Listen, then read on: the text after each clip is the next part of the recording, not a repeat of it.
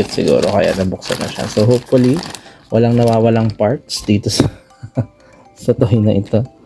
Okay, so ayan si Popo. Look. Oh, look niya si Popo. Yeah, wearing blue. Ayan siya.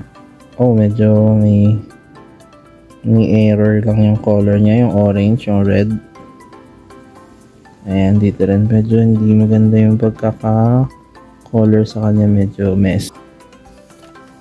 Ayan, okay. Habit na. Oh, sabi sa'yo, matatapos din natin yan. Okay, there you go. That is the puzzle. It looks good sana, no? Kaya lang sana wala yung mga damage. Kasi maangat, oh. Hindi siya ganun kaganda kapag umaangat. But that is the puzzle.